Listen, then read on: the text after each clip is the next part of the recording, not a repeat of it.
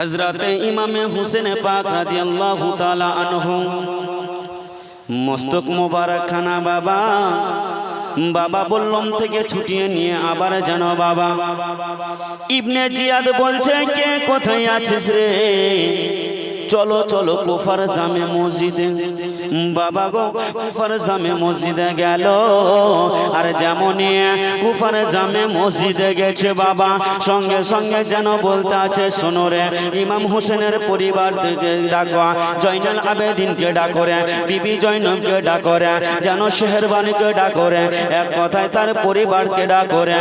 বন্ধুগণ বাবাজি আমার ভাইয়েরা শুনে যেন রাত্রের বেলা গো বাবা, এদিকে বিবি জয়নব যেন কুফার জামের মসজিদের কাছে এসে হাজির হয়ে গেল।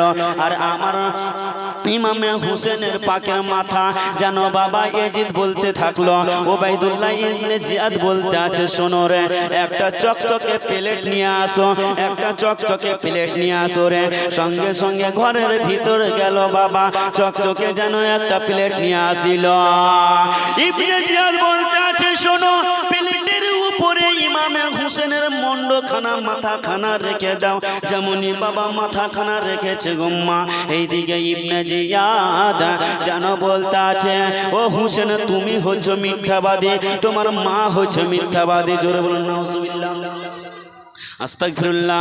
ইমাম হোসেন জানো ইবনে জিয়াদ বলতে আছে ওরে শোনো রে শোনো, তোমার নানা হচ্ছে মিথ্যাবাদী, তোমার মা হচ্ছে মিথ্যাবাদী, সবাই হচ্ছে মিথ্যাবাদী বাবা। এই কথাটা বলে বাবা, আর জানো এই দিকে বাবা গো একটা লাকড়ি নিয়েছে, লকড়ি বাবা, যেটা আমরা লকড়ি বলি বাবা গো, একটা লকড়ি নিয়ে পরে আমার নবী মুস্তাফার নাতের ঠোঁটে যেন মারতে আছে বাবা গো, খাকে কারবালার মধ্যে লিখতে আছে বাবা, আপনার যেন ইমাম হোসেনের যেন ঠোঁটে মারতে আছে। ওই জায়গাতে সাহাবিয়ে রাসূলের জন্য দাঁড়িয়েছিল বাবা, যখনই দাঁড়িয়েছিল বাবা গো সাহাবিয়ে রাসূল যেন অন্ধ ছিল বাবা, দুই চোখে যেন দেখতে পাচ্ছিলেন না। ও গো মা শুনে যেন রাত্রির বেলা মা, ও গো আমার আব্বাজিরা শুনে যেন গো, জীবনী তো অনেক শুনেছেন বাবা, আজকের জীবন কাহিনী শুনেছেন বাবা গো। এইদিকে ইমামে হুসেনের মুখে মারছে বাবা, যেমনই ইমাম হুসেনের মুখে মারছে বাবা গো, ওই সাহাবিয়ে রাসূল দুই চোখে দেখতে পায় না, তবুও বলতে আছে ওরে ইবনে জিয়াদ রে, ওরে পাপী রে, বল বল বল তুই আমার ইমাম হুসেনকে কেন মারছিস বল। বলতে আছে কেন রে, বলছে তুই যদি মারিস আমাকে সহ্য হয় না রে, তুই জানিস রে এটা কে রে, যেই নবীকে সৃষ্টি না করলে রে তুই যেন সৃষ্টি হতি না। ইমাম হোসেনকে তুই যে অত্যাচার করছিস রে, তবে শোনে রে শোন, আমার দিলে কষ্ট হচ্ছে রে, তোকে আমার ইচ্ছা করে তোকে মারব রে বাবা। অন্ধ সাহাবী গো যেন এজিদের লোকের সঙ্গে পাল্লা দিচ্ছে বাবা গো। এইদিকে বুড়া ভালা বলতে আছে ইমাম হোসেনের পরিবারকে, মা ফাতেমাকে যেন বুড়া ভালা বলতে আছে বাবা গো। এইদিকে এইদিকে বেরাদারা ইবনে জিহাদ বলতে আছে শোন রে, তুই কেন এই কথাটা বললে শোন। বলতে আছে ইমাম হোসেন মিথ্যাবাদী না, তুই মিথ্যাবাদী, তুই জানা তুই মিথ্যাবাদী, তোর বাপ মিথ্যাবাদী, তোর 14 খানদান মিথ্যাবাদী। কাকে বলছে? ইবনে জিয়াদকে বলছে। ইবনে জিয়াদকে যেমন এই কথা বলা, ইবনে জিয়াদ বলতে আছে শোনো রে, যদি তুমি অন্ধ যদি না হতে রে, তোমার গার্দান আলাদা করে দিতাম। সাহাবিয়ে রাসূল নবীর মোহাব্বত, নবীর প্রেমে ভরা বাবা। এইদিকে যেন সাহাবিয়ে রাসূল বলতে আছে শোনো রে, আমি ইমাম হোসেনের জন্য নিজের জান দিতে রাজি আছি, কিন্তু তোর মুখ দিয়ে এই কথা শুনতে রাজি না। অনেক কথাবার্তা হলো বাবা। জুম্মার মসজিদে এলান হচ্ছে, কি এলান? সবাইকে ডাকো। ওই জানো কফে জামে মসজিদে বাবা গো, কুফা জামে মসজিদে একটাই এলান ছিল। তখন কি করতো মানুষজনকে যখন ডাকতো বাবা, দুটা জিনিস দিয়ে ডাকতো বাবা গো। একটা ঢোল বাজিয়ে বাজিয়ে যেন বাবা এলান করে সবাইকে ডাকতো বাবা গো। আর নামাজের টাইমে যে আজানটা দিত বাবা, সে আজান দিয়ে যেন লোককে ডাকা হতো। এই দিকে আজান দিল কুফার লোকেরা, এসে বাবা যেন হাজির হয়ে গেল। আর যখন হাজির হয়ে গেল, ইবনে জিয়াদকে বলতে আছে, শোনো রে, কেন আমাদেরকে ডেকেছে বলো বলো। বাবা গো বলছে, আজকে তোমাদেরকে একটা কথা বলবো, শোনো রে। কি কথা বাবা গো? যে সাহাবী আপনার প্রতিবাদ করেছিল, ওই সাহাবী, অন্ধ সাহাবীকে বাবা ওই দিন তো ছেড়ে দিল। তার লস্কররা বলতে আছে, মালিক গো, সে তো একটা অন্ধ সাহাবী, তাকে ছেড়ে দেন, ছেড়ে দেন, তার মাথা ঠিক নাই, সে উল্টা পাল্টা হয়তো কথা বলেছে, তাকে আপনি যেন ছেড়ে দেন। ও গো আমার মালিক, সে যেন তার হুঁশ ছিল না, ছেড়ে দিল বাবা। ইবনে জিহাদ বাবা গো কেমন ছিল তারা বাবা গো, গিরগিটির মতন যেন রং চেঞ্জ করতো বাবা। সকালে এক কথা, বৈকালে এক কথা বাবা। ওই সাহাবীকে যেন ছেড়ে দিল বাবা, ছলে বলে কৌশলে কোনো সময় একটা ডাকিল, আর ওই অন্ধ সাহাবীকে যেন বাবা শহীদ করে দিল। সকলে পড়ুন, ইন্না লিল্লাহি ওয়া ইন্না ইলাইহি রাজিউন। বন্ধুগণ বাবা, যেমনই ওই সাহাবা শহীদ হয়ে গেল বাবা গো, আর একদিন যেন সবাইকে ডাক দিল। বিবি জয়নব বলতে আছে, ইবনে জিয়াদ তুমি বারবার কেন ডাক দাও? তোমার মাকসাদটা কি বলো না? বলতে আছে, শোন রে, ওরে বিবি জয়নব, আজকে তোমাদেরকে এই কারণে ডেকেছি, এই হোসেন হচ্ছে মিথ্যাবাদী, তার মা হচ্ছে মিথ্যাবাদী, তার বোন হচ্ছে মিথ্যাবাদী। যেমনই বাবা এই কথা বলেছেন, বিবি জয়নব বলতে আছে, ওরে ইবনে জিয়া, তোর মুখে মুখের লাগামটা সামনে নে, সামনে নে, কারণ আমার ভাই মিথ্যাবাদী না, আমার ভাই হচ্ছে সত্যবাদী। मोहब्बत बोलो सुभान अल्लाह। तू झूठावादी, तेरा बाप झूठा है, तेरा माई झूठा है, मेरा हुसैन सच्चा है। मोहब्बत बोलो सुभान अल्लाह। তুমি কাকে কি বলছো? তুমি জানো এই ইমামে হুসেনে পাক আমার ভাইকে যে নবী কোলে নিয়েছে, এই হুসেনকে জানো আমরা কোন ঘরানার লোক? আল্লাহর ফেরেশতা যতক্ষণ পর্যন্ত অর্ডার না নিত ততক্ষণ আমাদের ঘরে প্রবেশ করতো না। জোরে বলুন সুবহানাল্লাহ। আর আমার হুসেনকে বলছো মিথ্যাবাদী? হ্যাঁ, সুবহানাল্লাহ। বেরাদার দোস্ত বন্ধুগণ বাবাজি আমার ভাইয়েরা, যেমনই এই কথা বলা বাবা, ওই জায়গাতে বাবা জয়নাল আবেদিন দাঁড়িয়ে আছে বাবা গো, বিবি জয়নব দাঁড়িয়ে আছে বাবা, দেখতে আছে বাবা। এই জায়গাতে বাড়াবাড়ি হয়ে যাচ্ছে, সঙ্গে সঙ্গে বাবা গো বিবি জয়নব যেন উঠে গেল মেম্বারে, মসজিদে উঠে গিয়ে যেন একটা কথা বলতে আছে, ও কুফার লোকেরা, ও এজিদের সৈন্যরা, শোনো রে, তোমাদেরকে একটা কথা বলবো। কি কথা গো? বলতে আছে, শোনো গো শোনো, তোমরা যাহা পাপ করেছ, তোমরা যাহা কাজ করেছ, আমাদের পরিবারকে শহীদ করেছ, আমি এখনো বলছি সময় আছে রে, তোমরা ভালো হয়ে যাও রে, তোমরা ভালো হয়ে যাও রে।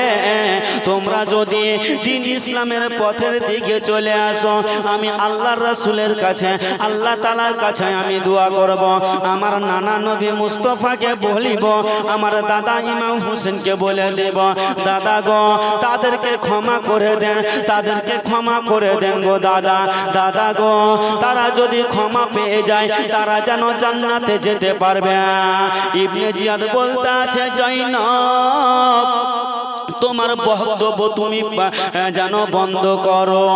বিবি জয়নব বলতে আছে, শোনো গো আমি নিজের বাঁচার জন্য আমি বলি না, আমার ছেলেকে বাঁচার জন্য আমি বলি না, আমার বিবি সাহেব আমার ভাবি সাহেবাকে বাঁচার জন্য আমি বলি না, আমি এই কারণে বলেছি কাল কিয়ামতের মাঠে হাসরের ময়দানে যেন বলতে থাকবে, ইমাম হোসেন আমাদেরকে যদি আগে বলতো তবে আমরা যেন সুধরে যেতাম, আমরা যেন দিন ইসলামের দিকে চলে যেতাম। এই কারণে বললাম সেই দিন তোমরা যেন বলতে পারবে না। আজকে তোমাদেরকে আমার ভাইয়ের কথা মনে করিয়ে দিলাম। সুবহানাল্লাহ, একটু মোহাম্মতে এ ভাই সুবহানাল্লাহ চলে আসবেন। আচ্ছা আচ্ছা, এই মতন বক্তা চলাকালীন উঠাউঠি করে নাকি? সুবহানাল্লাহ সুবহানাল্লাহ। বিরাদার দোস্ত বন্ধুগণ বাবাজি আমার ভাইরা, তো যাই হোক কাউকে 1 নম্বর লেগে থাকলে কিন্তু যাবেন আস্তে আস্তে, 2 নম্বর লেগে থাকলে কিন্তু থামবেন না নাকি? সুবহানাল্লাহ। হ্যাঁ বিরাদার দোস্ত বন্ধুগণ আমার বাবাজি ভাইরা, 1 ঘন্টা তো শুনবেন, বসুন, যদি আপনারা না শুনতে চান ইশারা করবেন, ছেড়ে দেবো, কোনো অসুবিধা নাই। সুবহানাল্লাহ। শুনবেন তো আপনারা? যারা শুনো হাত উঠে বলুন তো ইয়া রাসূলুল্লাহ। মাশাআল্লাহ, শুনবার মন আছে।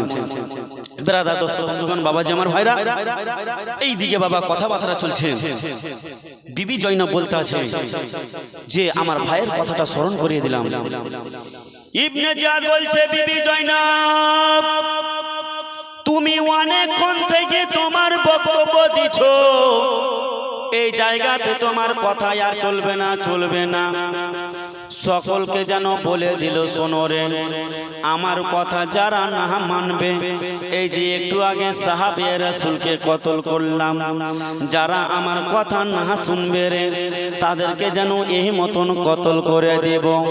বাবা গো সবাই চুপ হয়ে গেল, বিবি জয়নব যেন বাবা চুপ হয়ে গেল। বাবা এইদিকে যখনই চুপ হয়ে গেল বাবা, এবার ওবাইদুল্লাহ ইবনে জিয়াদ করলো ডাকে সকলকে, বাবা আপনার যেন জয়নলকে বাবা গো হাতে শিকল লাগিয়ে দিল।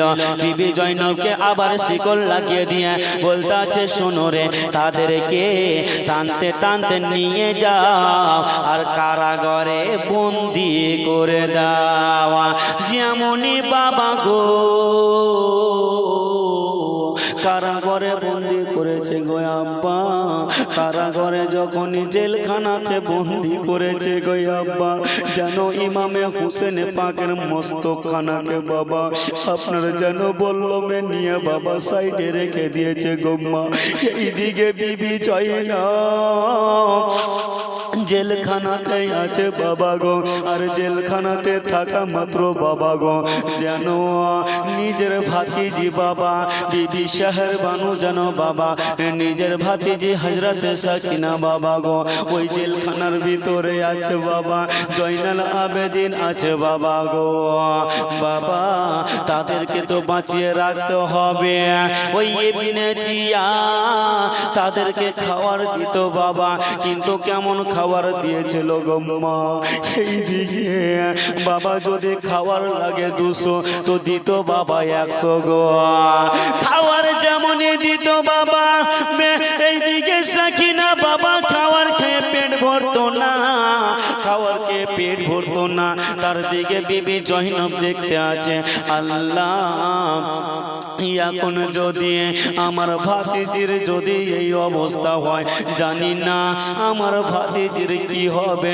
বেরাদার দোস্ত বন্ধুগণ বাবাজি আমার ভাইরা, যেমনই মা গো এই কথা বলেছে মা নিজের ফুফু আম্মাকে বলতে আছে, ফুফু আম্মা জান আপনি কি ভাবছেন আম্মা জান বলেন না।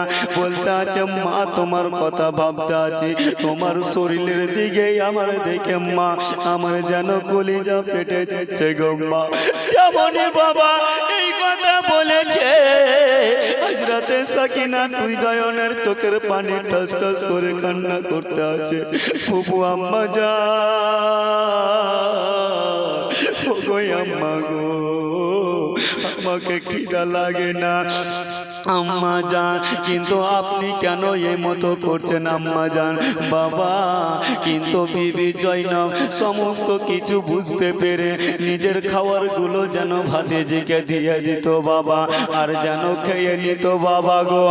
বাবা যখন জেলখানাতে 24 দিন হয়েছে, দেখছে বিবি জয়নব একদিন হঠাৎ করে আপনার বসে নামাজ পড়ছে।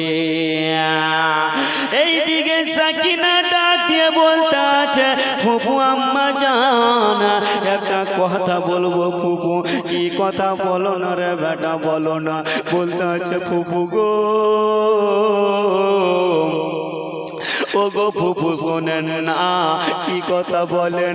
আপনাকে যতদিন থেকে দেখতে আছি ফুফু গো, ও গো ফুফু আম্মা বলেন না, আপনি দাঁড়িয়ে দাঁড়িয়ে নামাজ পড়ছেন, আজকে কেন বসে নামাজ পড়ছেন গো আম্মা বলেন না। বলতে আছে, বেটা রে আজকে নামাজ আমি বসে পড়ছি, তার কারণ আছে আম্মা জান, একটু বলুন না আমাদেরকে খুলে। বাবা, কোনো ব্যক্তি যদি আপনার ভালো অবস্থাতে যদি বাবা আপনার বসে নামাজ পড়ে, নামাজের সম্পূর্ণ সওয়াব পাবে না বেরাদার।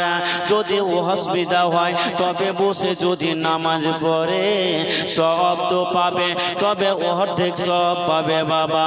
বেরাদার, দোস্ত, বন্ধুগণ, বাবাজি, আমার ভাইয়েরা, এইদিকে বিবি জয়নব বলতে আছে, বেটি সাকিনা কি বলবো তোমাকে, যখন বেটি আমাকে খাওয়ার দিত রে বেটি, তোমার শরীরটা দেখছি যেন হাড় কয়খান যেন জেগে আছে, শরীরে যেন মাংস নাই রে মা, মাংস নাই।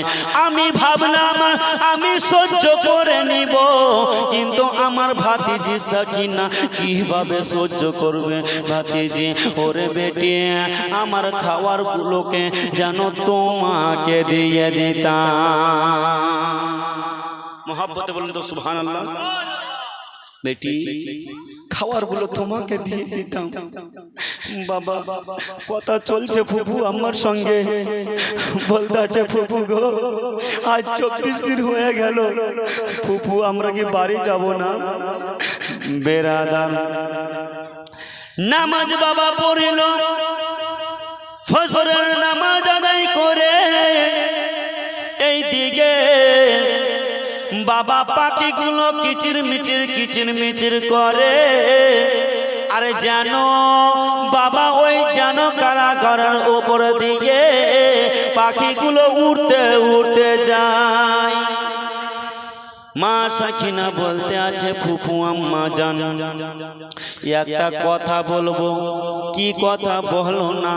বলতে আছে, ফুফু আম্মা জান কথাটা হচ্ছে যে পাখিগুলো কেন কিচির মিচির করতে আছে? বলতে আছে, বেটি রে এই পাখিগুলো নিজের বাড়ি থেকে যেন নিজে যখন সকাল হয়ে যায় তখন যেন তারা খাবার সংগ্রহণ করতে চলে যায়, আবার যখন টাইম হয়ে যায় তারা তখন যেন সঙ্গে সঙ্গে বাড়ি ফিরে যায়। যেমনই বাবা এই বাড়ি ফিরে যাওয়ার কথা শুনলো গো, কথা শোনার পরে যেন সাকিনা কান্না করতে আছে, বলতে আছে, ফুফু আম্মা জান আমাদের কি মদিনা যাওয়া হবে না? হবে না ও গো ফুফু আম্মা জান, আমরা গে ওই মদিনায় যাব না। বলছে, বেটি রে আল্লাহ তাআলার যখন হুকুম হবে রে মা, আমরা এই জায়গা থেকে বের হয়ে যাব। বাবা গো আমার, কথা চলছে বাবা, জেলখানার ভিতরে কথা চলছে বাবা। রাত যায় দিন কেটে যায়, রাত যায় দিন কেটে যায়। কিতাবের মধ্যে লিখছে আছে, লিখছে বাবা গো, যখন 34 39 দিন হয়ে গেছে বাবা। এই দিকে বাবা ইবনে সাদেরা যেন গল্প করছে। কি গল্প? পাবলিককে একটাই কথা বুঝিয়ে রেখেছিল, সেটা হচ্ছে ইমাম হোসেনকে যে আমরা শহীদ করেছি, আমরা এমনি করিনি। ইমাম হোসেন আমাদের বিপরীত কথাতে চলছিল, আমাদের যেন কথা শুনছিল না। যদি আমাদের কথা শুনে নিত তাহলে ইমাম হোসেনকে শহীদ করতাম না। বাবা পাবলিককে এটাই বুঝিয়ে রেখেছেন, কিন্তু আস্তে আস্তে কথাটা যেন বাবা প্রচার হয়ে গেল। ইমাম হোসেনকে বিনা গুনাতে যেন আপনার শহীদ করেছে, তার বাচ্চাদেরকে বিনা কারণে যেন শহীদ করেছে, কোনো ক্ষতি করেনি, তাদের সঙ্গে কোনো লড়াই করতে যায়নি আগে বেড়ে, কিন্তু তারা শহীদ করেছে বাবা।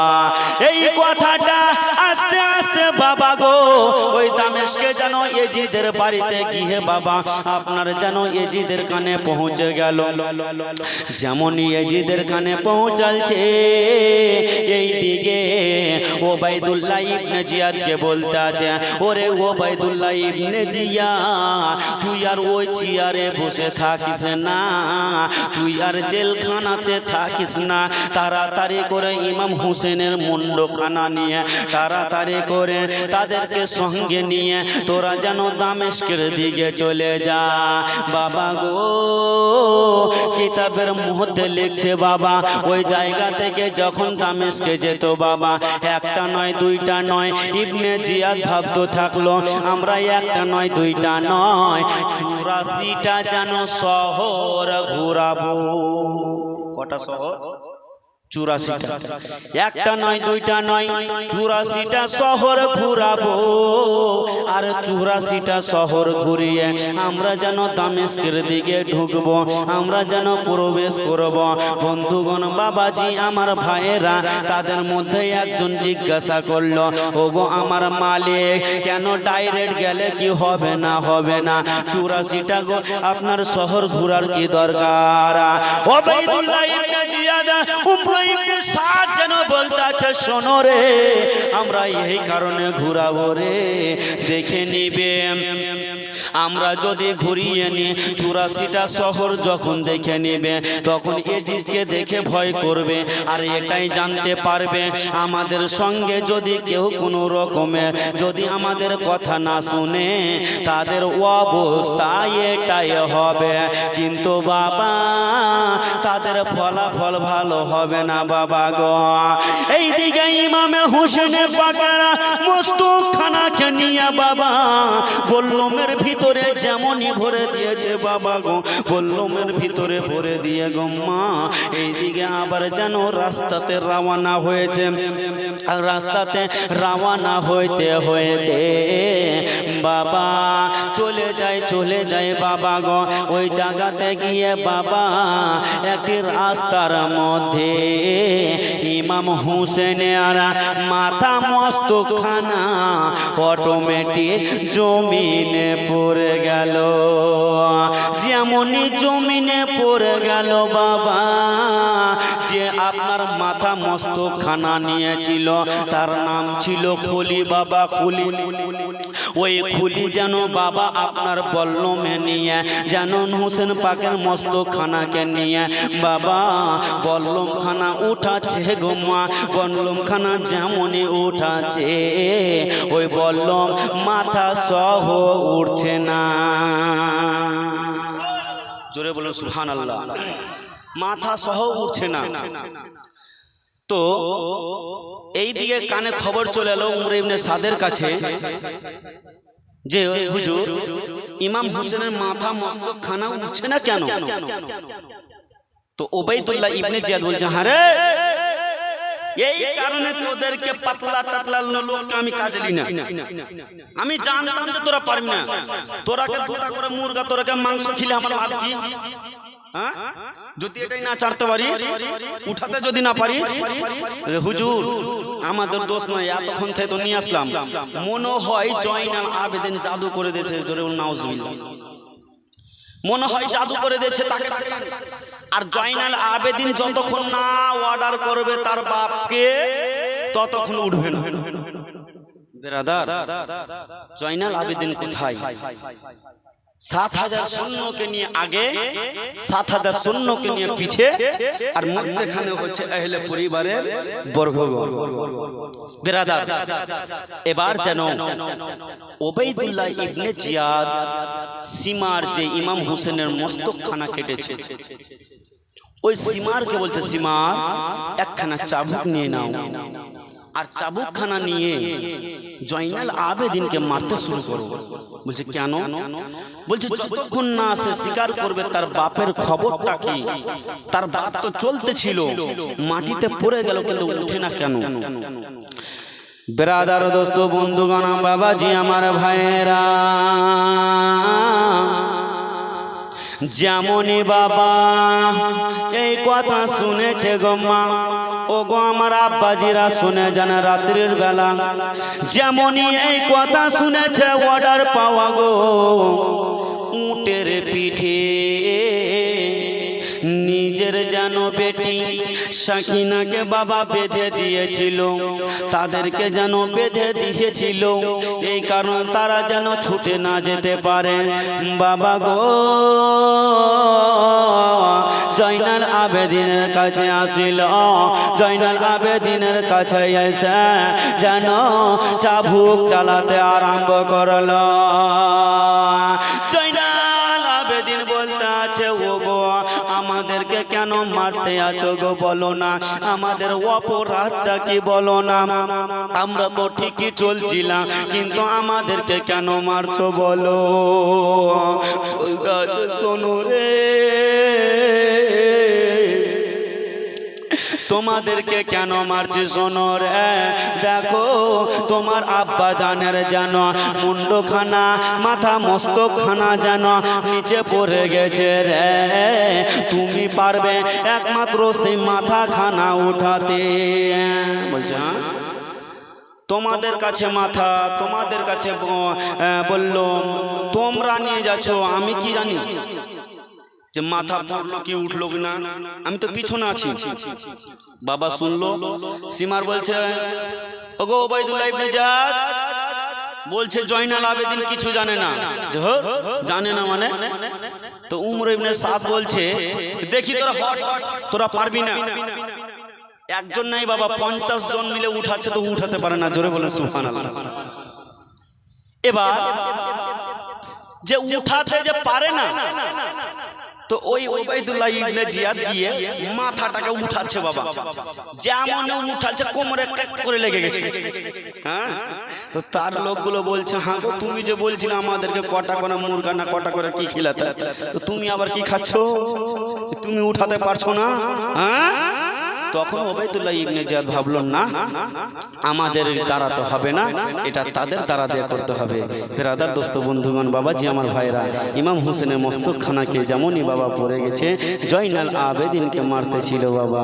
আর জানো এইদিকে জয়নাল আবেদিন বলছে, আমি কিছু জানি না, তবে যখনই মারতে মারতে মারতে কান্না করছে, জয়নাল আবেদিন বলতে আছে, আব্বা, ওগো আমার আব্বা জান, আপনি তো চলতেছিলেন, চলতে চলতে কেন রাস্তার মধ্যে পড়ে গেলেন? ইমাম হুসেনের জবান দিয়ে বাবা যেন কথা বেরিয়ে আসে গো, কি কথা বেরিয়ে আসে, বলছে, বেটা জয়নাল, শোনো রে, তোমরা তো বলছো আমাকে যেতে রে বেটা, কিন্তু আমি যাই না কেন, তোমরা কি এটা জানো না? আব্বা গো, আপনি কেন যাচ্ছেন না আব্বা, একটু আমাকে বলুন না গো আব্বা।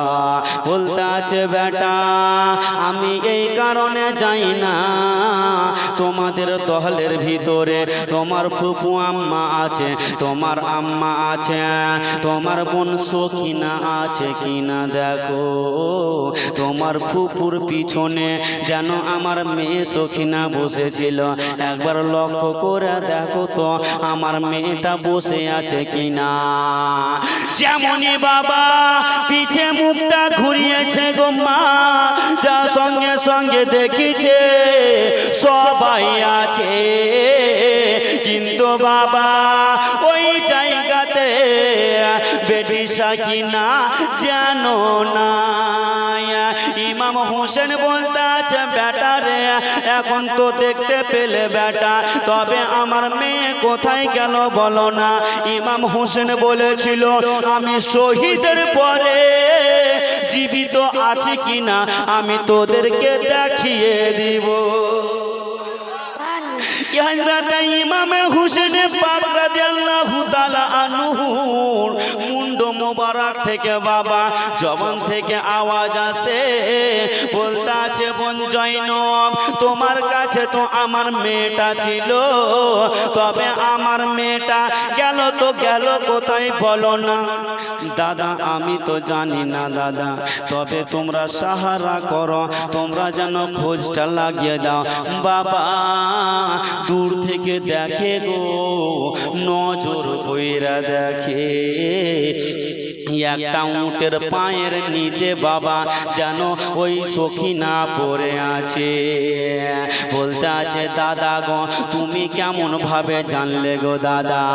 ইমাম হোসেন বলতে আছে বোন জয়নব আমাদের যতজনকে শহীদ করেছে সকলের মুন্ড যেন একটু নিচে আছে রে বোন, কিন্তু আমার মাথা মস্তকখানা সব থেকে উঁচাতে আছে রে বোন, আমি সবই কিছু দেখতে পেয়েছি। ও বোন আমার মেয়েকে এত মেরেছে, যখন উটকে চাবুক চালিয়েছে উটের পিঠে একটাও চাবুক পড়েনি, আমার মেয়ের পিঠে পড়েছে। আমার মেয়ে সহ্য করতে না পেরে ছটফট করতে করতে বাবা নিচে পড়ে গেছে। আমি ইমামে হোসেন যদি আগে বাড়তাম আমার মেয়ের যেন বুকের উপর দিয়ে শরীরের উপর দিয়ে যেন এত উটগুলো হেঁটে যেত, আমি আব্বা সহ্য করতে পারতাম না, আমি সহ্য করতে পারতাম না। কিভাবে পারবো বেরাদার দোস্ত বন্ধুগণ বাবাজি আমার ভাইরা। ইমাম হোসেন বলতে আছে বেটি তোমরা যে বলছো আগাও, কিন্তু এই দিয়ে ওপরে 50 জন আমার মাথা তুলছে ওপর দিকে টানছে, হযরতে জিবরিল নিচে যেন আমার মাথা ধরে আছে। ধরে বলে সুবহানাল্লাহ। বলো বেটি বলো বেটা কার শক্তি বেশি? হযরতে জিবরিলের শক্তি বেশি। এই দিকে 50 জন মাথা ধরে উঠাচ্ছে আর হযরতে জিবরিল নিচে মাথা ধরে বসে আছে। বেরাদার দোস্ত বন্ধুগণ বাবাজি আমার ভাইরা, যেমনই সঙ্গে সঙ্গে এই কথা বলতে আছে আমার মেয়েকে উঠাতে বলো, তোমাদেরকে কাউকে লাগবে না, আমি ইমামে হোসেন অটোমেটিক উঠে যাব। বাবা সঙ্গে সঙ্গে যেন সখিনাকে উঠানো হলো, আর উঠানোর পরে ইমাম হোসেনের মস্তকখানা বাবা আপনার অটোমেটিক উঠে গেল। জোরে বলুন সুবহানাল্লাহ, আর একটু জোরে বলুন সুবহানাল্লাহ। কে আলা হযরত জিন্দাবাদ, মোহব্বতে বলবেন না সুবহানাল্লাহ, আর একটু জোরে বলুন সুবহানাল্লাহ। কে আলা হযরত জিন্দাবাদ, আলা হযরত জিন্দাবাদ, আলা হযরত জিন্দাবাদ, আলা হযরত জিন্দাবাদ। নূর নবীজির প্রেমের বাগান, নূর নবীজির প্রেমের বাগান তোমার দ্বারা আবাদ, আলা মোহব্বতে বলুন কে আলা হযরত জিন্দাবাদ, আলা হযরত জিন্দাবাদ। আর বলবো কেমন আমার মুজাদ্দিদ তোমার শান আজমা। হচ্ছে না এগুলা আওয়াজে কিছু হবে না ভাই, এগুলা আওয়াজে কিছু হবে না, একদম টানা টান আওয়াজ দিতে হবে। আমাদের 109টা ফারাক্কা পায়ে যাচ্ছে না যেন পায়াটি পার করে চলে যায়। মোহাম্মত বলুন একটু জোরে বলুন সুবহানাল্লাহ। কে আলা হযরত জিন্দাবাদ, আলা হযরত জিন্দাবাদ। আমার সঙ্গে সঙ্গে এই কথাটা বলুন তো, দেখবেন মাজমা গরম হয়ে গেছে। বলুন আলা হযরত জিন্দাবাদ, আলা হযরত জিন্দাবাদ, আলা হযরত। একটু সামনের দিকে চুপ থাকেন, পিছন দিকে একটু বলেন তো তারা জীবিত আছে না মরে গেছে ভাই? সুবহানাল্লাহ বলুন আলা হযরত জিন্দাবাদ। কোয়াড লাগাতে হবে কি ভাই? কর্ডের কালেকশন ঠিক আছে তো পড়ুন আলা হযরত জিন্দাবাদ আলা হযরত আরে বলবো কেমনে আমার মুজাদ্দিদ তোমার শানো আজমা তোমার শানো আজমা খোদার করুণার সাথে আর নূর নবীজির রহমা নূর নবীজির রহমা আর দৃষ্টি রেখেছেন তোমার প্রতি শাহনশাহে বাগদাদ হযরত জিন্দাবাদ আলা হযরত জিন্দাবাদ আর হজ করিতে মায়ের সাথে গেলেন মক্কা ভূমি গেলেন মক্কা ভূমি মোহাম্মদ বল আলা হযরত যখন কি ঘটেছিল কই বলা আছে আরে হজ করিতে মায়ের সাথে গেলেন মক্কা ভূমি গেলেন মক্কা ভূমি ঝড় কবুল সে জাহাজ খানি পড়লো যেন ভেঙে পড়লো যেন ভেঙে আমার মা জননী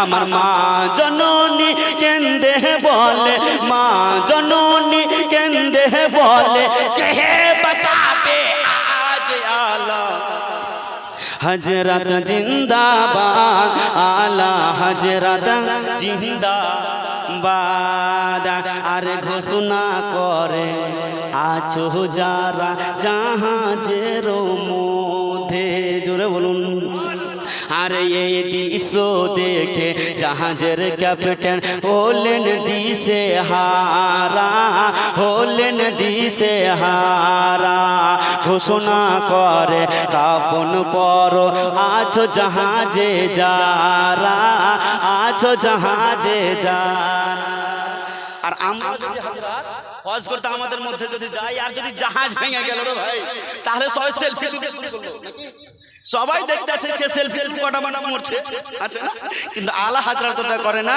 আলা হযরত কি বলতে আছে কবি বলতে আছে মোহাম্মদ বলেন সুবহানাল্লাহ আর এই দৃশ্য দেখে জাহাজের ক্যাপ্টেন হলেন দিশে হারা হলেন দিশে হারা ঘোষণা করে কাফন পর আছো জাহাজে যারা আছো জাহাজে যারা আমার আলা হযরত বলে শোনো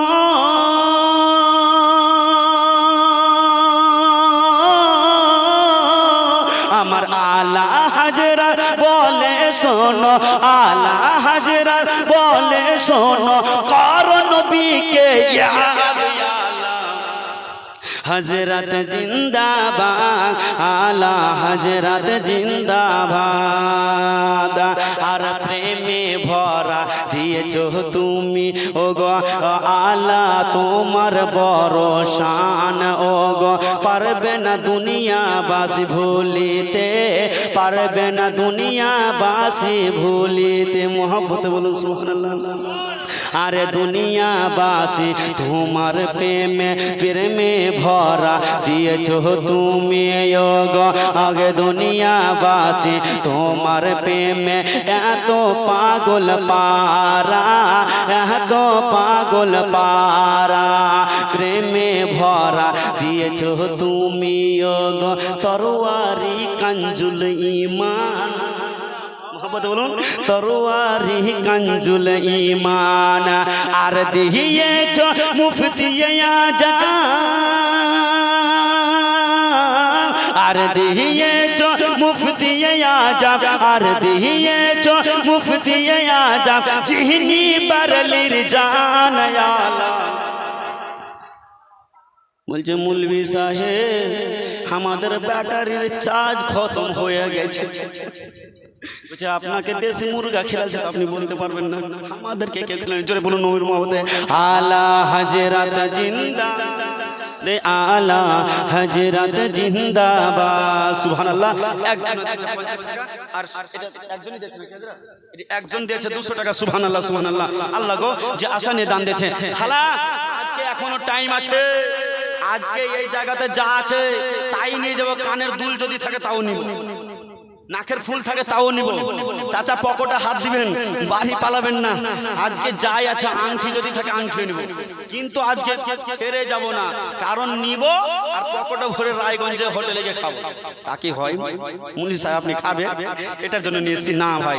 আপনাদের কাছে আমি যেগুলো চান্দা চাইবো বা দিবেন আপনারা, আমার জন্য নয়। কমিটি ভাইরা যে জালসা লাগেছে তাদের কাছ থেকে একটা কথা এসেছে, মাওলানা সাহেব যতগুলো টাকা উঠবে আমাদের খরচা বাদ দিয়ে আমরা সমস্ত টাকা মাদ্রাসায় আমরা জমা করে দেবো। জোরে বলুন সুবহানাল্লাহ। কারণ মাদ্রাসা হচ্ছে কার ঘর? রসুলের ঘর। আর মসজিদ হচ্ছে খোদার ঘর। সমস্ত কিছু ফেনা হয়ে যাবে বাবা, কিন্তু দুইটা জিনিস আপনার টিকে থাকবে। বেরাদার দোস্ত বন্ধুগণ, বাবাজি আমার ভাইরা, চাচা একটু বসুন, আপনারা উঠবেন না, তারপরে আমার বক্তব্য আপনারা শুনতে পাবেন। বেশি লেট করবো না। সুবহানাল্লাহ সুবহানাল্লাহ। বেরাদার দোস্ত বন্ধুগণ, বাবাজি আমার ভাইরা, এবারে জানো ইমামে হুসেনের পাকের মস্ত খানা বাবা আপনার যেন উঠে গেল বাবা। চলতে আরম্ভ করেছে, চলতে আরম্ভ করেছে, যেতে যেতে